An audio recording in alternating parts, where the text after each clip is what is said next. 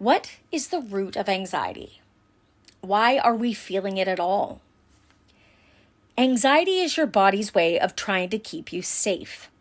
Now, this may sound ridiculous. You are probably thinking, how can making me terrified and worried be keeping me safe? I am a wreck. I feel miserable, like nothing will ever change. Feeling like this does not feel safe. It feels scary. We get it. The part of you feeling the anxiety is the part that remembers every painful experience you have ever had and wants to prevent them from happening again. It's normal and healthy, but in someone suffering from anxiety, this part is in overdrive. This part is working to the max to prevent something scary or painful from happening again. The problem is, this tactic is now harming you, not helping you. You see, as a child, you experienced many different types of scary experiences. Based on what those experiences were and how they affected you will determine how you react to similar situations in the future.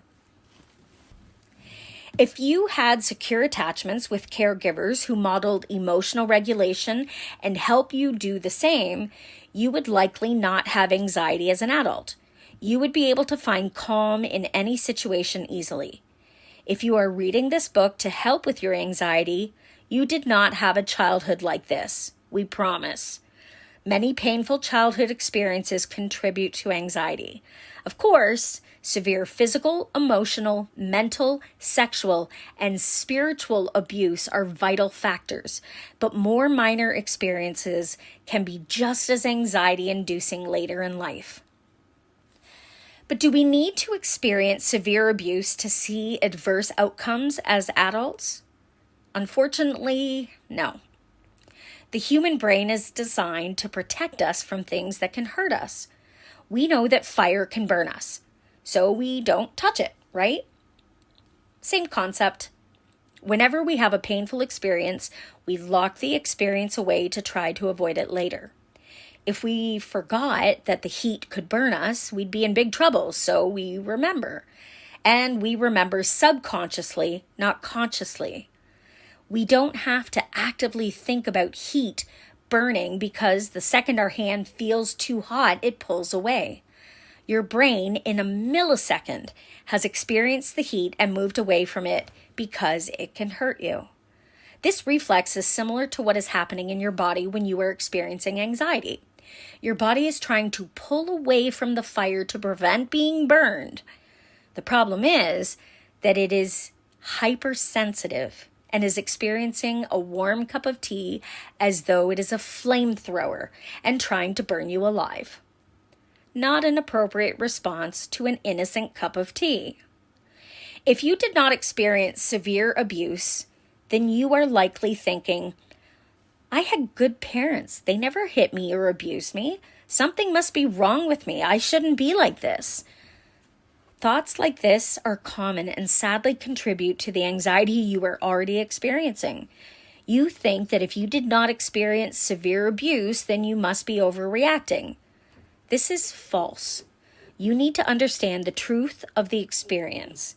If you can't make sense of what is happening or happened by looking outside at the people around you, you will internalize it and decide it must be your fault or something must be wrong with you. It helps you bring control to an out-of-control experience. One example of this is a kid taking responsibility for their parents' divorce. The divorce has nothing to do with the child, but they don't know the real reasons lie with their parents believing it was their fault and will feel guilty for this for many years. Turning inward and blaming yourself is also seen in early parentification, when the parent expects the child to emotionally or physically care for them. The child believes that they have to take care of everyone and other people's emotions are their responsibility. They think they have to put themselves last so that they can put everyone else first. Another example is if a parent suffers from anxiety. When you witness your parents comparing themselves to others, you learn to judge yourself. If you have a parent who is in a constant state of worry and fear, then you may grow to believe that you are the cause or that your emotions hurt others, or you simply may think that the world is not safe. These experiences also leave the children feeling broken, alone, too much, not enough, unlovable, not worthy, incapable, like damaged goods, or even hopeless. In a nutshell, they live in a state of anxiety because they and the world they live in do not feel safe, ultimately leaving the adult.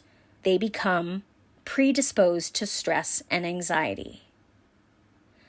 Now that you have made the big step of identifying which symptoms you have and looking at the likely reasons you have anxiety in the first place, it is time to get to the fun and easy part, the holistic solutions. Before we dive in, we need to let you know something essential. The techniques we describe in this book will help you get out of a panic attack, anxiety brain loops, and help you feel better if you catch yourself experiencing any other symptoms of anxiety. However, we need to be clear that if you want to resolve the underlying root causes of your anxiety and reduce the frequency of your symptoms, further healing is required. Thank you for tuning in. I would be forever grateful if you hit that like button. Make sure to subscribe and hit the notification bell so you can be notified when more videos drop.